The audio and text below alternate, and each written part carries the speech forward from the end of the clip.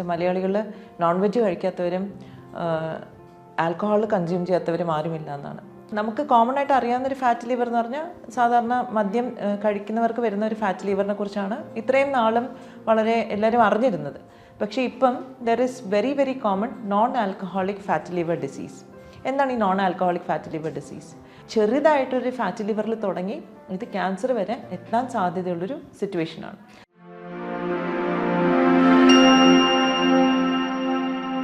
Hello friends, ഞാൻ doctor തൃഷ്ണ, സമത്വം വെൽനസിൻ്റെ medical ഡയറക്ടറും ചീഫ് ഫിസിഷ്യനുമാണ് ട്രിവാൻഡ്രം. നമ്മുടെ മലയാളികളുടെ ഒരു പ്രത്യേകത, ഞങ്ങൾ കോളേജിൽ പഠിക്കുമ്പോഴത്തേക്ക് എല്ലാവരും പറയുന്നത് വെച്ചാൽ മലയാളികൾ നോൺ വെജ് കഴിക്കാത്തവരും ആൽക്കഹോൾ കൺസ്യൂം ചെയ്യാത്തവരും ആരുമില്ല എന്നാണ്. ശരിയാണ്. ഐ തിങ്ക് ബഹുഭൂരിപക്ഷം മലയാളികളും they drink and they find it very enjoyable also. ഇപ്പോൾ ഏതൊരു ഫെസ്റ്റിവൽ വന്നാലും I think it's an integral part of celebration. പക്ഷേ ഇതിന് നമുക്ക് കോമൺ ആയിട്ട് അറിയാവുന്നൊരു ഫാറ്റ് ലിവർ എന്ന് പറഞ്ഞാൽ സാധാരണ മദ്യം കഴിക്കുന്നവർക്ക് വരുന്ന ഒരു ഫാറ്റ് ലിവറിനെ കുറിച്ചാണ് ഇത്രയും നാളും വളരെ എല്ലാവരും അറിഞ്ഞിരുന്നത്. പക്ഷേ ഇപ്പം there is very very common non alcoholic fat liver disease. എന്താണ് ഈ non alcoholic fat liver disease? ഇപ്പം ചെറുപ്പക്കാരിൽ പോലും വളരെ വളരെ കോമൺ ആയിട്ടൊരു അൾട്രാസൗണ്ട് എടുക്കുമ്പോൾ കാണുന്നതാണ് കൊഴുപ്പ് നമ്മുടെ കരൾ സെൽസിൽ ഡെപ്പോസിറ്റഡ് ആകുന്നതും. ഡെഫിനറ്റ്ലി ഇതിന് സാധാരണ സിംറ്റംസ് ഒന്നും കാണിക്കാറില്ല, കാരണം this is the first stage. അപ്പം നമ്മൾ സാധാരണ ഡോക്ടറിൻ്റെ അടുത്ത് പോകുന്നത് വേറെ എന്തെങ്കിലും ഒരു ചെക്കപ്പിനായിരിക്കും.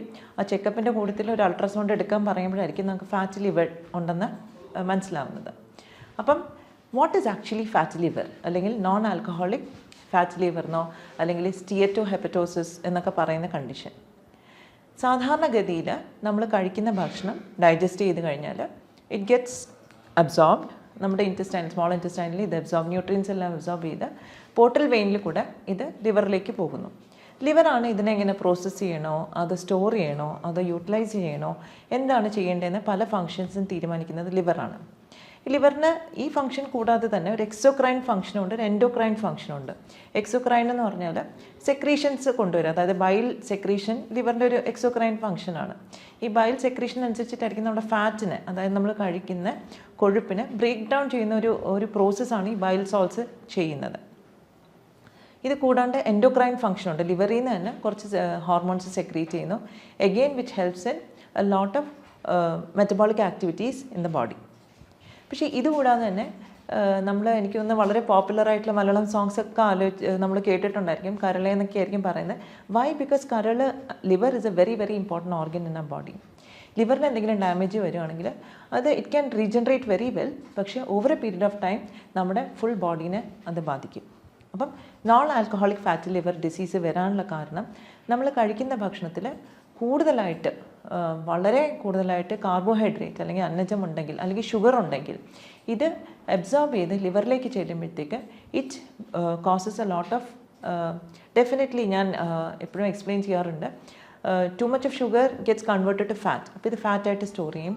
എസ്പെഷ്യലി നമ്മുടെ ലിവർ സെൽസിനകത്ത് ഇത് ഒരു എൻഡോപ്ലാസ്മിക് റെറ്റിക്കുലം, ലിവറിൻ്റെ ഒരു ഭാഗത്തിനകത്ത് ഇത് സ്റ്റോർ ചെയ്ത് കഴിഞ്ഞാൽ ഇത് അവിടെ കുറച്ച് സ്ട്രെയിൻ ഉണ്ടാക്കും. കാരണം ഇത്രയും കൊഴുപ്പ് സ്റ്റോർ ചെയ്യാനുള്ളൊരു കപ്പാസിറ്റി ലിവർ സെൽസിന് ഇല്ല നോർമലി.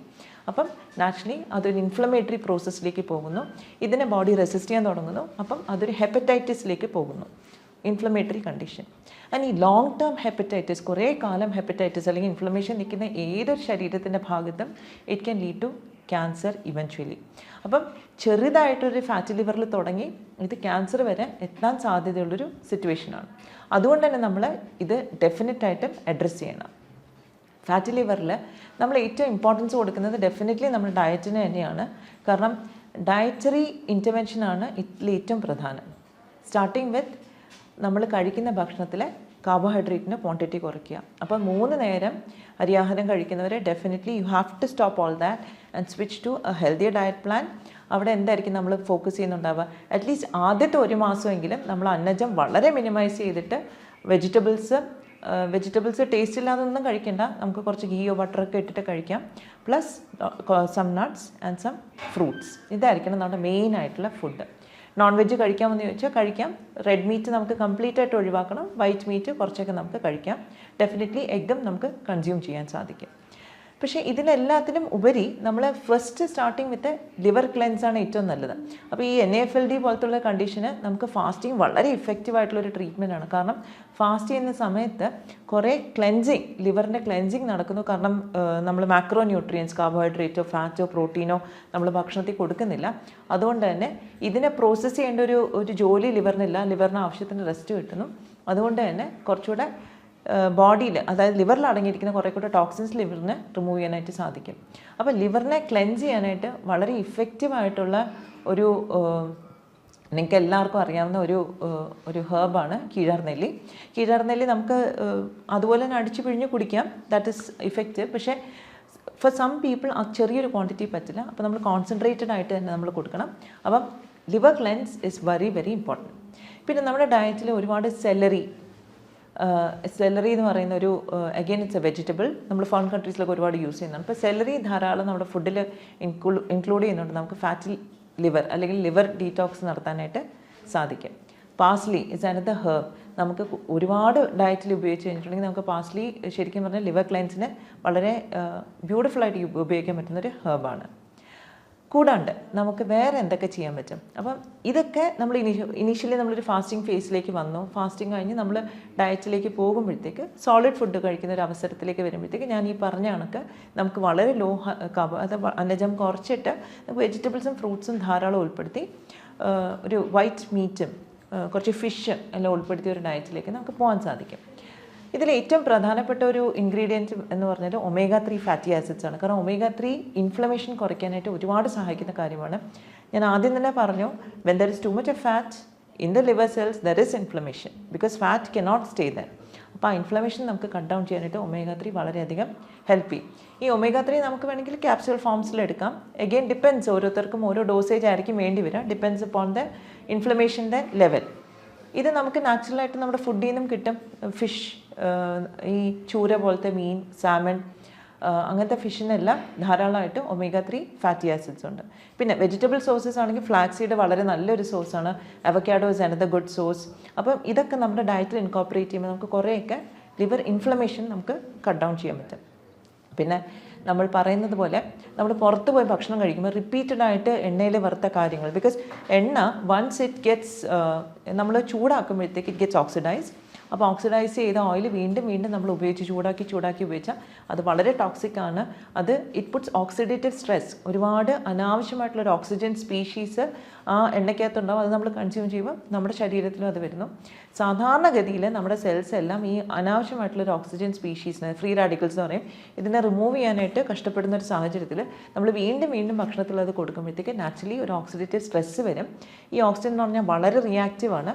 ഇത് പോയി നമ്മുടെ സെൽസിൻ്റെ സെൽ മെമ്പറൈനെ എല്ലാം ഡിസ്ട്രോയ് ചെയ്ത് ഒരുപാട് നമുക്ക് സെല്ലുലാർ ഡാമേജ് ഉണ്ടാക്കും. അപ്പോൾ അതുകൊണ്ട് തന്നെ നമ്മൾ കഴിവതും ഈ ടു മച്ച് ഓയിലിൽ ഡീപ്പ് ഫ്രൈ ചെയ്ത ഫുഡ് അവോയ്ഡ് ചെയ്യുക.